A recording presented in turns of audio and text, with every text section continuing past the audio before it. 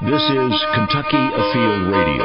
This is Ron Rohde, Kentucky Afield's first host back in 1953. Now, I'm proud to present Charlie Baglan. What does fall mean to you? Cooler weather, the picture-perfect time for fall colors. It means fall turkey season, deer season. Toss in football, Keeneland, and fall is a busy time. We go inside outdoors with the Kentucky Office of Adventure Tourism. They have their finger on the pulse for events, festivals, and reasons to hit the road and explore. Fall break from school? We're thinking about that too. Next on Kentucky Afield Radio. Uncle Chuck, what is fall? Fall means football, but excitement doesn't end there. This is when Kentucky's outdoors are just getting started. The Kentucky Department of Fish and Wildlife reminds you lakes and streams are alive with fall fishing. And for many, the biggest game of the season is white-tailed deer. Get your fishing and hunting license and get your game plan together. This fall, take aim on a winning season at fw.ky.gov. Hi, I'm Sadie. When I was born in '94, so was an idea. Kentucky Nature License Plates. Over the years, they've featured butterflies, hummingbirds, and two words, nature's finest. These plates have helped safeguard more than 80,000 acres of wilderness areas, a number that's grown as I have, and I can't wait to see what's down the road. See with me. Next time you renew, choose a nature plate, and pick the plate that keeps the bluegrass green. Welcome to Kentucky Afield Radio. My name is Charlie Baglan. We air a commercial here that says, Uncle Chuck, what is fall? And the answer to the question is, fall means football. And it also means fall fishing. It means fall turkey season, deer season, fall colors. There's no way in 30 seconds to ever list all the things that fall is to Kentucky. So today, we're going to take a full hour and see if we can explain it more fully. Seth Wheat from the Office of Adventure Tourism is my guest, and sir, welcome to the show. Thanks for having me. I am glad to see that you have come equipped today with two coffee mugs. Well, no, hold on. One's coffee, one's water. One's water? Yeah. I was thinking ahead to Christmas, Seth. Yeah. I Googled it, and let me find this. I put in gallon-sized coffee mug. Okay. Thinking ahead for you.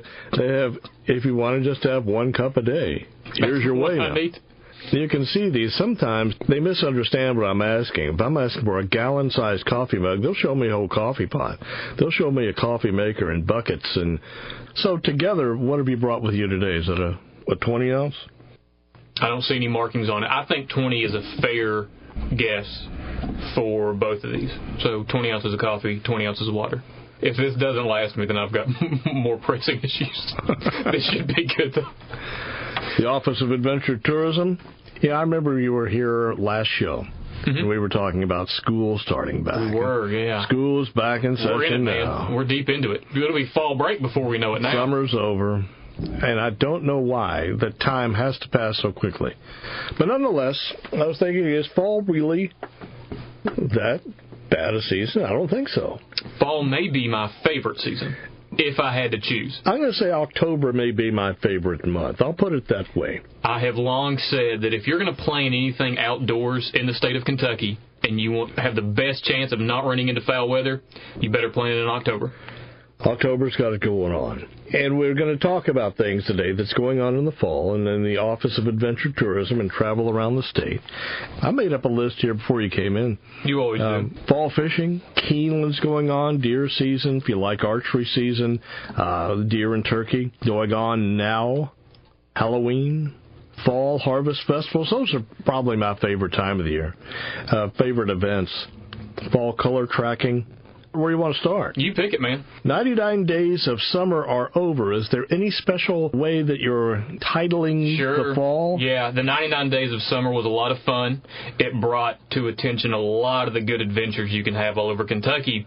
This fall, what the Department of Travel is doing is they are promoting the Color Fall. You can use that as a hashtag in your Instagram and Twitter posts like you did. Spell it. COLORFALL, Color Fall. Similar to the way the 99 Days of Summer went with the hashtag KY Summer. So you can take photos of the foliage as it changes, and it's a way for people that are traveling to Kentucky to also track the color as it changes, because certain areas of the state will turn before others, and it depends on climate and temperature and rainfall and things like that. It's not just about the great autumn colors, but it's also about those fall events, those harvest festivals, the corn mazes, these typical fall things that happen every year and are a ton of fun. So it's about all things fall in Kentucky, and they've got a section on their website, KentuckyTourism.com, and you can read all about this and keep track of it. In the past, I remember that your website had a map on it. Yes. And here's the areas where the colors are peaking or approaching peak color. A couple of years ago, you were just doing it simply by posting of photos. Right. To see where the colors are, what they are, when. So how does it work this fall? It happens quick in a lot of places, so by the time that we get the photos and the reports in and get that transferred onto website data, it's already outdated, so it looks like it's just reports for this year, and you can see a list of locations, you can see a list of, they've even got a section here for good trails that you can utilize to get into the foliage, go hike up at Pine Mountain State Park, for instance, and see the leaves there as they change on Pine Mountain and stuff like that. So it's really more about the reporting as opposed to the map like we've done in years past. Colorful is our state come October, November, so I know folks will be watching for that. So the best way to find that, I guess, is going to a search box and just putting in the hashtag, or do you go to your website and actually see photos posted? You can go to the website, KentuckyTourism.com, and you'll see photos there, and you can also connect to the various social media pages that feature these photos directly from the website. So if it were me, I'd go to KentuckyTourism.com. You can find the Color Fall page, and then that's really your headquarters, your base of operations for all things fall in Kentucky. I've heard you before the show talking about dove hunting. Yeah. So you're ready. You can go out and bring a few home. Well, if everything goes according to plan. Will you be out there daily? No, not daily. I'm fortunate to have a few different places I can hunt, some private land, and also I know there's some public land near where I live in Frankfort. So it won't be a daily thing, but I'll hunt several times this fall. But I'll go as often as I can, and it's just a lot of fun. It's a good way to hone your shooting skills, obviously. Where do you go? I hunt a lot in Barron County. My girlfriend's family, they have done a fairly large shoot for several years, so that's a place I go a lot. I go to the public field at T.N. Sullivan Wildlife Management Area. That's just outside of Frankfort, and for me it's easy. If I get off work and I don't have any errands or chores or anything to do that evening, I can go grab my gun and be up at the field in 20 minutes. And I've had good shoots there in the past. Whoa. Errands and chores. I know, man. No, not when it's dove season. That stuff can wait. You didn't know that. Well, that's a fair point. That's a fair point. I guess the birds dictate when the chores get done. If they're here, everything else gets put on hold. We have archery season for wild turkey and deer. Yes. That has started earlier in September. Does that take up much of your life? What do you suggest there? Here's my thoughts on archery hunting, and I say this a similar answer when people ask me if I golf. I have clubs. People ask me, do you bow hunt? I have a bow. I haven't shot it in over a year. I tried to get into it, but for me, it's one more really expensive hobby that I just don't have the time to devote to it like I should. So I have a bow. I shoot sometimes. Now, that's not to say I don't enjoy deer hunting or turkey hunting. Turkey hunting is way up there on my list of favorite things to do, but generally I wait for the shotgun seasons, end of October, beginning of December, and then waterfowl hunting is my favorite hunting activity. So, and then I'll deer hunt also when gun season rolls around, but bow hunting for me is becoming a little less and less of a priority as I get older and go on here. Let's talk about fishing in the fall, because that's when it really picks up. I was talking to a young man over the summer, and he said, summer, fishing's in full swing. And I got thinking, I don't think so. Yeah. It's summer. Maybe people will fish in the summer because that's when they're off. Sure. Or that's when their kids are off school. That's when their opportunity is. But if you really want some good fishing, you'll do it in April. You do it in the fall. and fall fishing is coming up. That has to have the ear of the Kentucky Office of Adventure Tourism. Fishing is such a huge part of what makes Kentucky a great state to come recreate in. All right, I got it. Fishing is what makes Kentucky a keeper. That's it. I'm going to find a way to use that. I will use that in social media. But no, in all seriousness, it is. And it always seems to me that the spring season gets way more attention than the fall fishing season. And in my mind, in my experience, they're equally as good. Bass, they're fattening up. They want to survive winter. They're hungry. Fall fishing, there's nothing quite like it. More in a minute on Kentucky Fall Fun on Kentucky Afield Radio.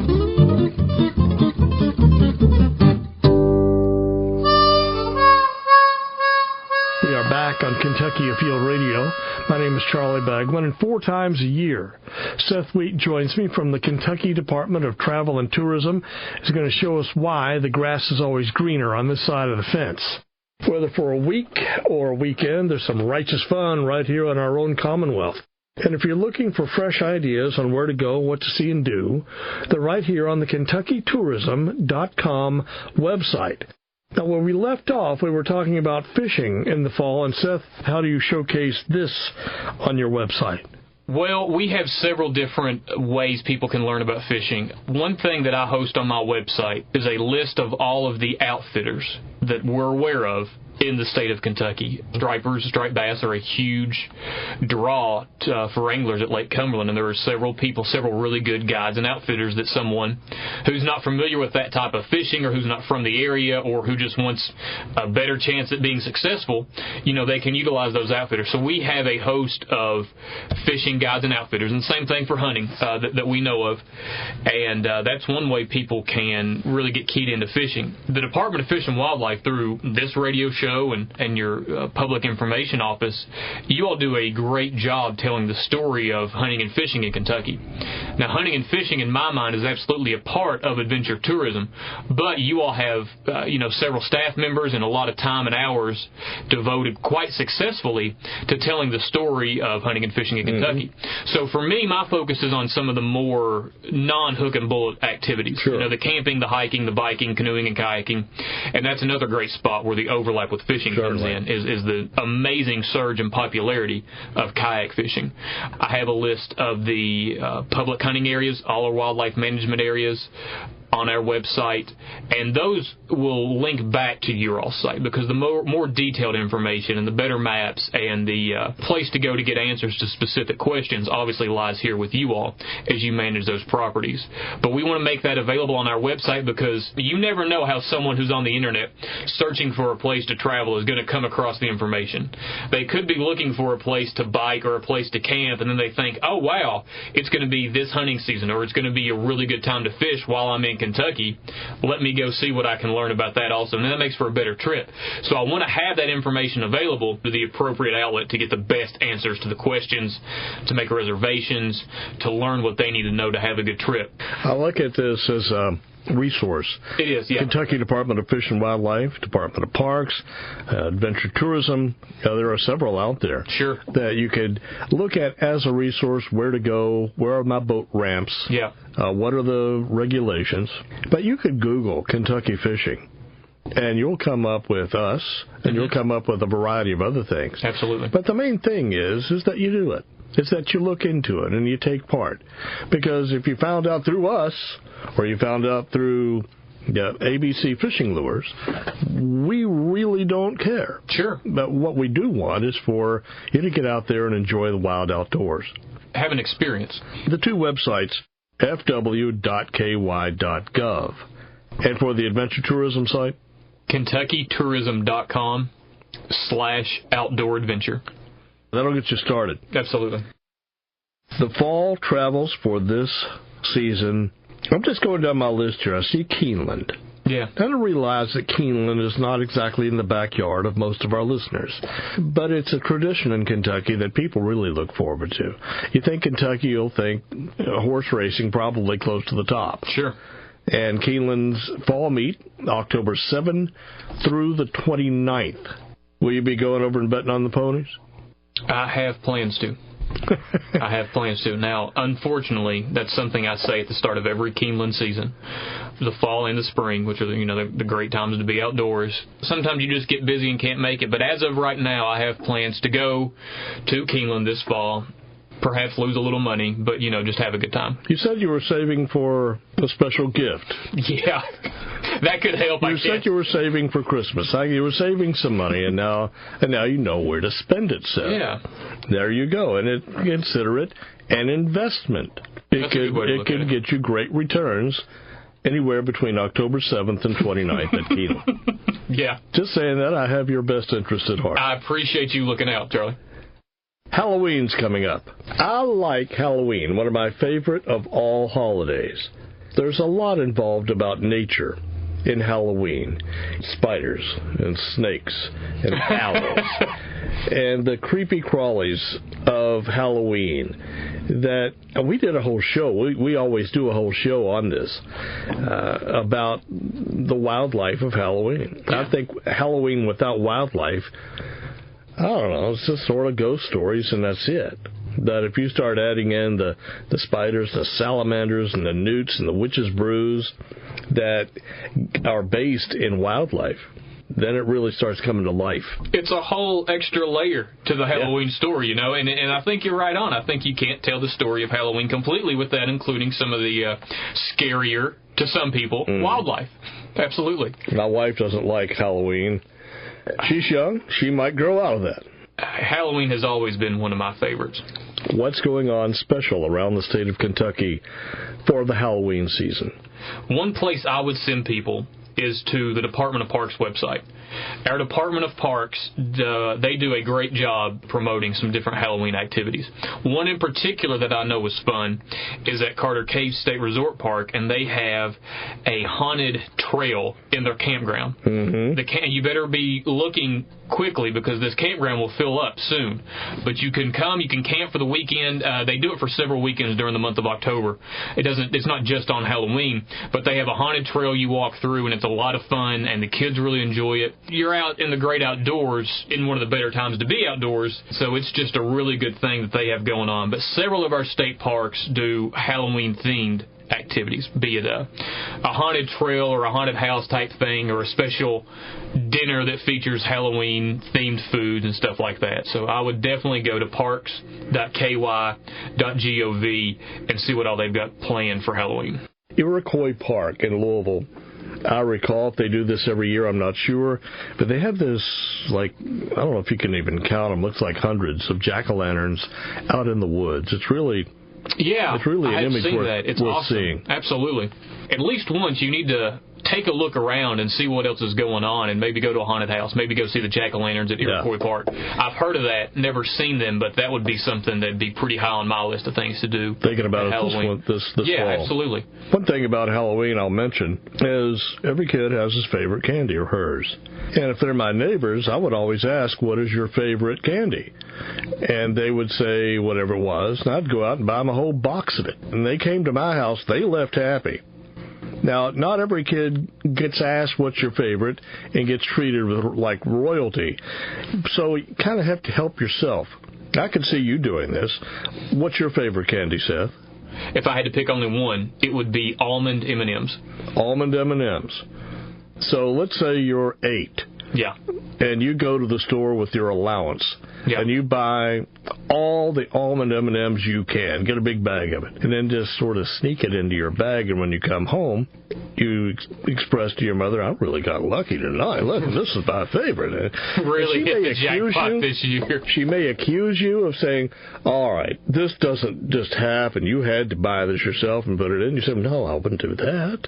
Would you? Could you see that happening? I suppose. Would you ever supplement your haul? I never did. I can honestly say that is something I never had to do. But I suppose I knew a few kids growing up, and I know a few kids now who may be wily enough to try to pull something like that off.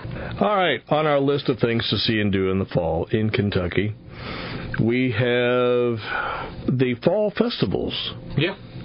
What's your favorite, right off the top? I'm going to say it's in Pikeville. Well, I don't have a particular one in mind. in my mind, it's about the pumpkin picking. It's about maybe picking apples or doing a corn maze. And a lot of those have the same features. It's just the idea of the fall festivals itself. Do you have a favorite? Well, I like going home to Carrollton to the Tobacco Festival. Oh, I've never been there. That sounds interesting. My wife and I, though, have lately been just going to a calendar and say, well, what's going on where? We don't mind to drive an hour or two or three. Yeah. And we'll just go check out somebody else's, some other town. And it's all basically the same spirit of that fall festival. I love them all. That's exactly right. That's exactly what I meant. The spirit and the feel, the atmosphere, they're all very similar, but that's great. And each one has its own little differences, so you should definitely check out more than one. And the website that you have is God's gift to anybody who wants to find events and adventure in this state. People either know what they want to do and don't know where they want to go do it, or they know where they're going and don't know what there is to do there. So we tried to feature the web page, and you can search by city, you can search by county, you can search by region. Once you get to your location, you see all the enormous list of things there is to do there. Or an activity that you like to do, and you think, you know what, I'd like to go do that in Kentucky. Maybe you're a mountain biker. Maybe you're just looking for new fall festivals. Maybe you're not from Kentucky and you want to see what Kentucky's fall festival, like the Tobacco Festival, is. So you can search based on specific activity and then see the entirety of the state and see how many places there are to do that. You know your choices. Yeah, exactly. I'll give you that website again. It's Kentucky, spell it out, KentuckyTourism.com. Next half hour, we'll go for a run in the clouds, and we'll talk about a rainbow you can see at night. Our fishing report is also dead ahead, so stay put. My name is Charlie Baglan. You're listening to Kentucky Afield Radio.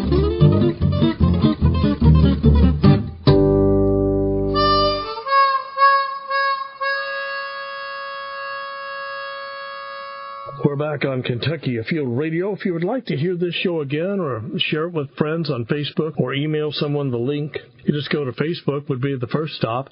Put in Kentucky Afield Radio and you'll find us there, our weekly links. You can like us and keep up with what we've got going on each week. Plus, you'll find us on YouTube.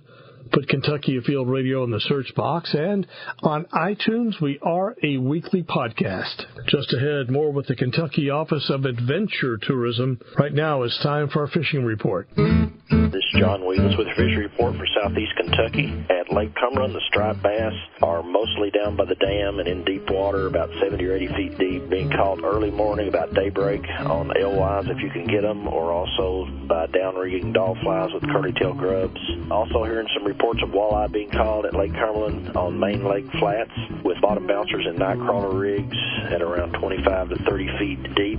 Also Cumberland tailwaters getting reports of some trout moving up into the new section of the Hatchery Creek, mostly rainbows, but browns should be coming soon. Those could be caught on a variety of baits, including flies and inline spinners. And finally, trout are being stocked in Rock Creek in Macquarie County this week.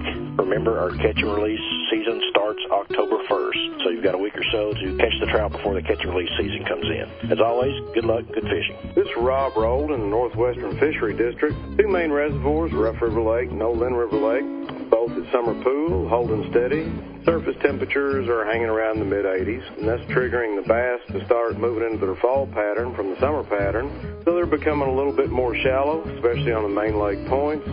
During the day, the hotter part of the day, use some jigs in some of the more shaded, deeper areas as fish are still transitional, moving back and forth. Crappie fishing is fair. It's 12 to 14 foot depth range at Rough River Lake, 14, 16 foot depth range at No Lynn. The smaller lakes, Carpenter, Kingfisher, and Mauset, our smaller state-owned lakes, as well as the strip mine pits on Peabody Wildlife Management Area. Bass fishing is also picking up there as well. Please remember, always wear your life jackets when you're on or around the water. In western Kentucky, at Kentucky and Barkley Lakes, it's still kind of that summer fishing mode. The lake is about holding it around 355 elevation, which is about where it's supposed to be, which reminds me to tell you that the lake is lower than it is during the summer by almost 4 feet. And so you got to be careful of those stumps and shallow water areas out there when you're boating around. But as far as fishing, again, kind of summertime patterns. The crappie still being suspended on the ledges using jigs and minnows. Spider rigging may still be the best tactic to catch those suspended fish. The white bass, yellow bass ought to be out there on those secondary and main river channels and adjacent to the flats, but without that current, fishing is kind of slow. Those fish are just kind of scattered, moving around out there. But fall is coming. Things ought to be looking better as temperatures continue to drop. Well, this is Paul Royster, and I hope you find a good day to go fishing. A canoe can take you places barely found on a map, but there's a but coming. Canoes account for nearly twice the boating deaths as personal watercraft. A fact, nearly 2 to 1. Not that you shouldn't canoe, but this might give you twice the reason to wear a life jacket, as if one isn't enough. So if you take your solitude seriously, take this advice. Your life jacket's got your back. A reminder from your Kentucky Department of Fish and Wildlife. You know our patch, but there are some things about the Kentucky Department of Fish and Wildlife you may have never dreamed. Like 150,000 acres of wilderness we own for public enjoyment, leading the way in land conservation. From the majestic elk to the short-tailed shrew, healthy habitat helps them all. Kentucky Fish and Wildlife, your partner in the great outdoors. And you thought we were just fishing and hunting. Hunt more at fw.ky.gov.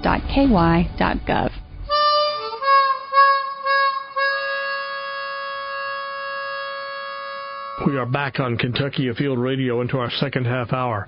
My name is Charlie Baglan. So you got your feet propped up, you're watching TV, and up comes a vacation commercial. Might be Club Med somewhere in Mexico. Relax and unwind in Myrtle Beach time.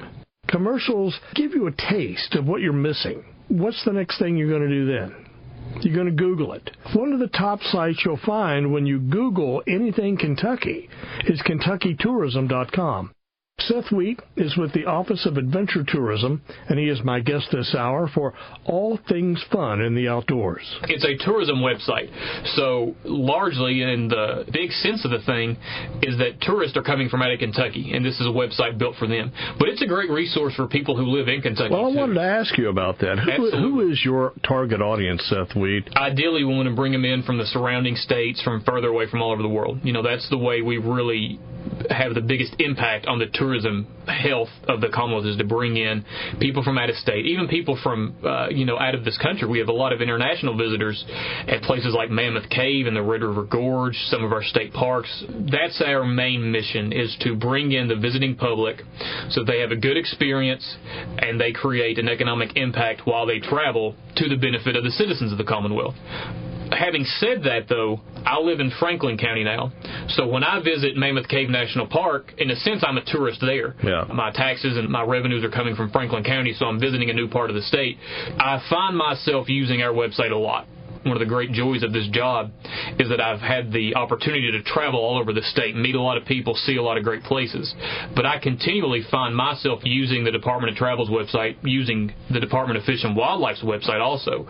While it is primarily built to attract people from out of state, I believe it is a great resource for people living in Kentucky, and you shouldn't overlook it.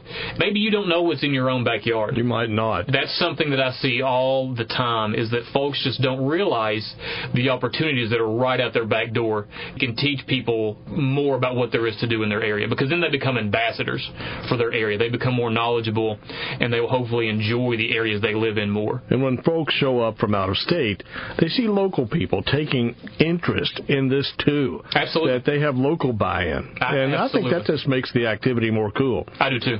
You had something on your list, Seth. Yeah. You mentioned when you first came in, a 100-mile hike. Well, it's not just a 100-mile hike, Charlie. It's a 100-mile race. 100-mile race. A 100-mile trail run. Holy smoke. I couldn't do that. I couldn't either. But people will. People absolutely will.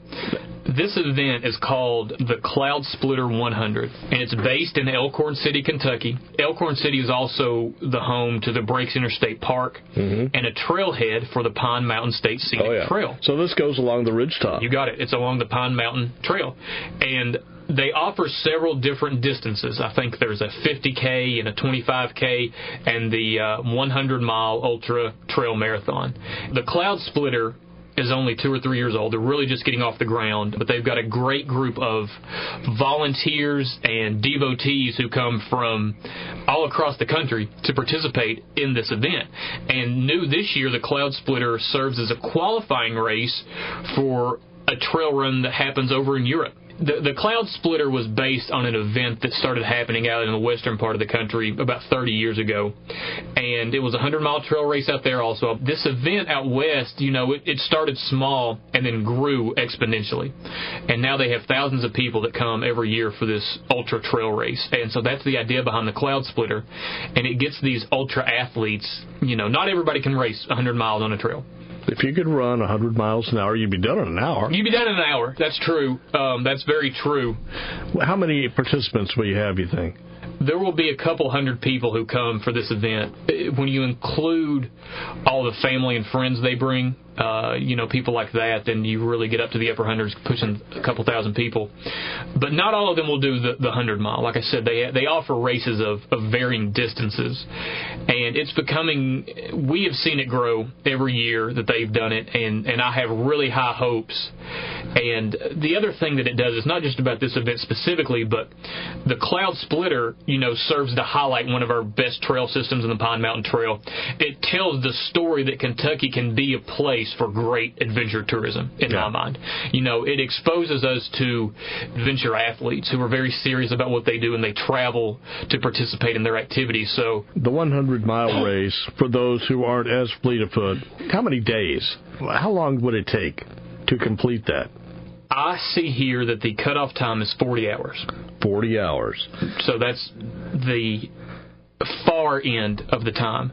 So that means that people are doing this in less time than 40 hours. The competitive racers are coming in under 40 hours. So that's, 24 and a little over a day and a half? Well, I would say they're not going to run.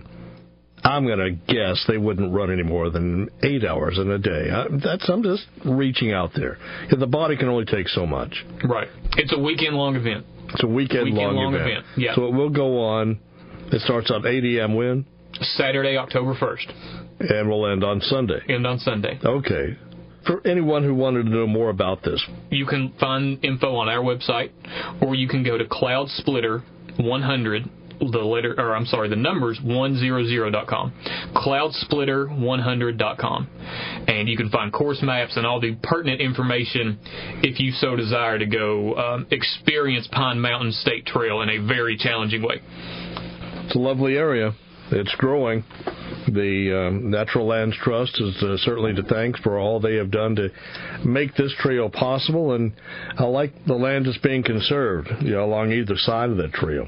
Family Outdoor Adventure, Cumberland Falls State Park. I got this off your website. Bring the entire family, it says.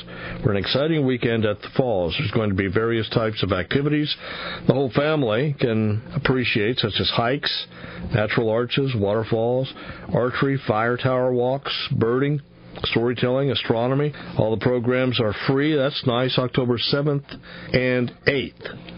Cumberland Falls, that's a great place to go. Sounds like they got something for everybody then. Huh? They do. Yeah. Outdoor family adventure at Cumberland Falls State Resort Park. And not just at Cumberland Falls, but our state parks have a number of programs and events. If you've never been to a state park and participated in a guided hike or, a special weekend, they do photography weekends, they do canoe trips, they do just a number of different things. And a lot of times those events are either free to the general public or they have a low cost associated with it.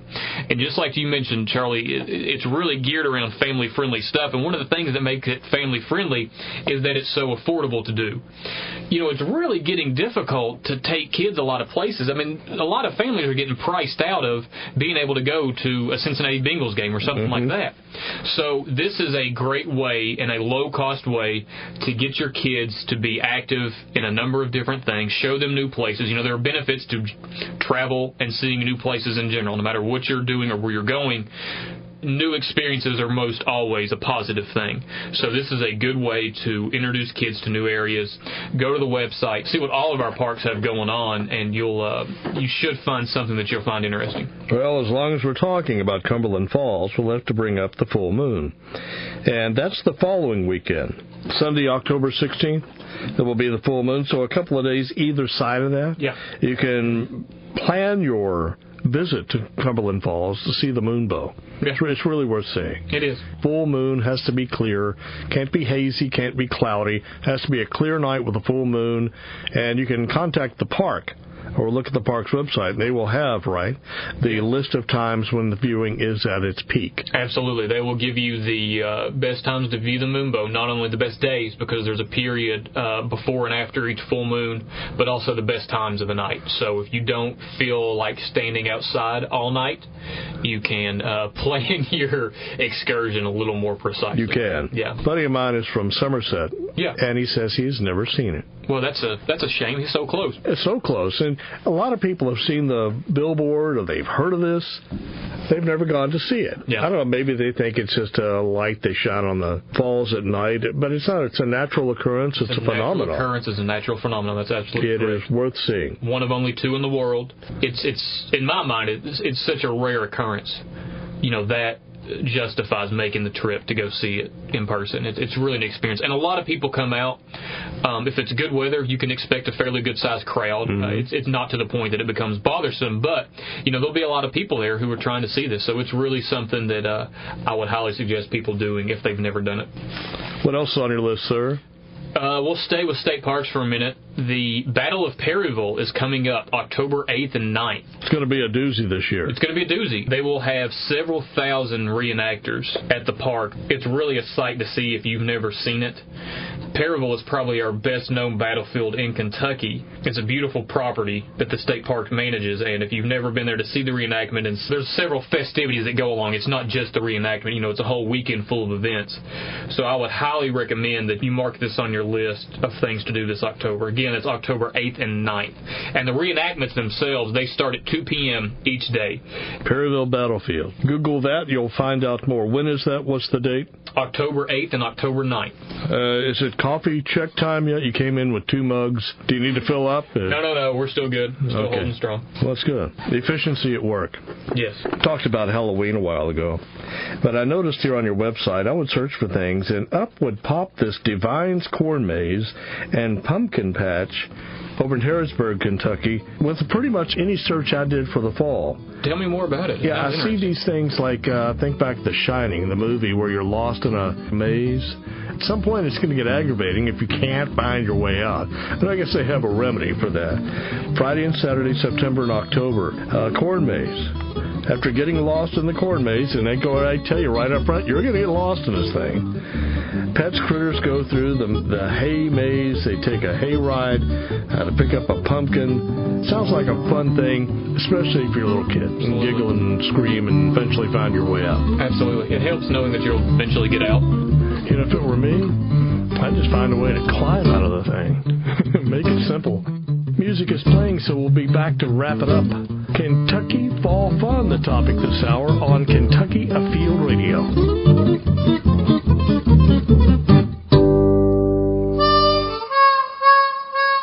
We're back on Kentucky Afield Radio.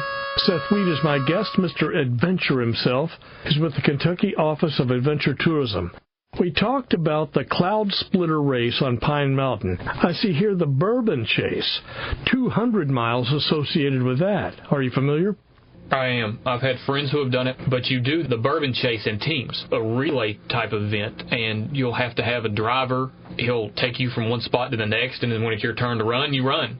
And I'm not sure how much each participant does in each leg, but it's a big event, and I've had friends who have done it, and they really enjoyed it. They cover 200 miles of scenic byways along the famous Kentucky Bourbon Trail. It's a pretty place. The Bluegrass region and western Kentucky are right up there. We have such a diverse state in terms of landscapes, and I think that's nice. It makes it interesting. If you live in the Bluegrass and you want something different, head east or head west, or vice versa. So kind of inner and outer Bluegrass regions are, very pretty, and it's a great place to do an event like that, a run or a bicycle ride or something like that.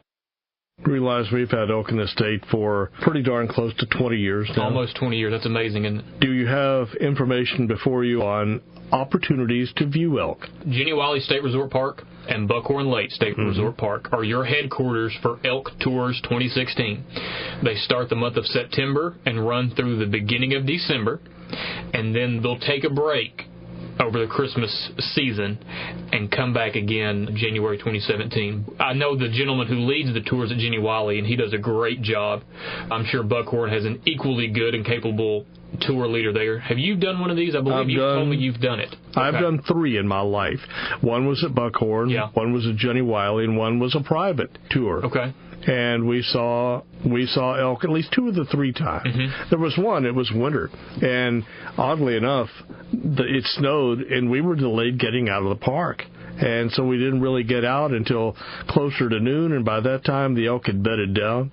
An elk is an animal that is active morning and evening. Sure. And so the best you can do is to get out there late in the afternoon, early evening, or early in the morning and let the sun come up. And it's nature. You don't know where they are. You can have a general idea where they like to hang out in the reclaimed coal fields. But the boys there at the parks, they have a pretty good idea. They've been doing this for years now. They have. So they know where to look. They know where to look. They're up there every day. That's where they live. They live near these parks where they work, and they've got a great understanding of the local habitat and how the elk use them. And then the elk are creatures of habit. Yeah. And so it's a pretty good bet that you're going to see these. Of course, for more information, you can always call in advance. What is the best time of day? Do you do morning? Do you do evening? Weekends? What's the most crowded? Sure. That sort of thing. How well can you accommodate kids? And just ask these questions. Absolutely. Get the number at the specific parks off the website, parks.ky.gov. Another thing that also happens around this time of year at our parks, it's a great kind of combination, are some of the wild game dinners that our parks will have. Jenny Wiley, I know, has several of those, so that's a really nice thing to do. You come in on a Friday night and enjoy the wild game dinner, and then you do the elk tour. 3 of my favorite dishes on earth: wild game. Yeah. Buffalo, walleye, walleye's fantastic, and elk. Utterly delicious. You should go. Let me think. You should try it. I don't believe I've had elk. I've eaten a lot of deer. I love deer, love venison. Also this fall, getting back to some of the different adventure tourism activities we promote, we have a lot of horseback riding trails in Kentucky. We're known as the horse capital of the world, and there are still opportunities for people that like to trail ride. There are great places for them to come to Kentucky and bring their horse and get out and ride. One of, if not the biggest event for horseback riding in Kentucky happens in Knott County. Happens twice a year. They do a spring and a fall event, but it's the Knott County Trail Ride, and the fall one is really their big ride. The event officially runs from October 6th through October 8th. But if you'd like to make a full week-long vacation, they will open the gates to this big riding area on October 2nd. So you can come in and you can camp, you can bring your horses, you can ride. Starting on the 6th, they'll have live music. There are food vendors. There are retail vendors who sell tack and different pieces of equipment for our equestrian users, as well as all sorts of associated and related items. It is a big event. I know in their heyday, I'm not sure what their numbers have been, in the last year or so, but they had somewhere in the neighborhood of about 10,000 people on this piece of property in Knott County. They'd have over 5,000 horses there, and there'd be guided trips, guided rides. There are trails for all difficulty levels and all experience of rider. But go to the website, KentuckyTourism.com. You'll find it listed there. And you can also connect directly with Knott County on their page, KnottCountyTourism.com, and you can find updates on Facebook and things like that. Let's talk about how you can see before you go. You talk about the hashtags. What are the hashtags that you're wanting folks to use? Yeah. For photos of things they're doing this fall, you've always come in with a slew of them. Let's say, for one, you want to have pictures of fall colors. You want to see what's going on where. Is there a hashtag for that, or a hashtag you're using for adventure tourism? Let's start with my adventure tourism hashtag. It's hashtag AdventureKY. So anytime you're doing something tourism related in any way in Kentucky, you can use the Travel KY hashtag. If it's outdoor related, use our hashtag AdventureKY. Today we've already talked about the Color Fall promotion, and of course it has its own hashtag. So the hashtag for Color Fall is hashtag KY Color Fall. All one word, of course. KYCOLORFALL. I'm on my Instagram account, and there are some really amazing photos. These are nice. So it lets you know what's going on out there. You search the hashtag KYColorFall, and then you have a few photos at the top of the search results that are the top posts. So those are the most viewed, the most liked photos. You'll see a selection of those. Right below that, you will see the most recent photos. So you start at the most recent and you work your way back as you go down, scroll down the list. Any last thoughts before we let you go? The only thing I would say is to make sure you take a trip this fall. We mentioned earlier it'll be fall break here soon for a lot of the kids. Go to a state park, go to a private campground, it doesn't matter where. Go to a national park campground. Make sure they've got a lake or a pond or a river, somewhere you can fish. That's one of my favorite trips every year is a fall camping trip, and you're cooking around the campfire and you've got your fishing poles, and it's just a great way to get outdoors. It's a great way to experience Kentucky. So if I were going to leave you with a parting thought, it would be make the most of your fall break this year. Get outside, have a good trip, have a good time. Share it with us, use the hashtags we talked about, but really try to find something fun to do this fall. Maybe go to a place you haven't been yet in Kentucky. That's what I tell people to do. Seth, thanks a million for coming by. And thanks for having me. And we'll talk to you again toward winter. We'll do it in a couple months, right? Winter. Did I just say that? It's been a good show. I love promoting our state, so get out and see it. The grass is always greener where it's blue. We're out of time. This is Charlie Baglan inviting you to join us in a week, and we'll go inside outdoors again here on Kentucky Afield Radio.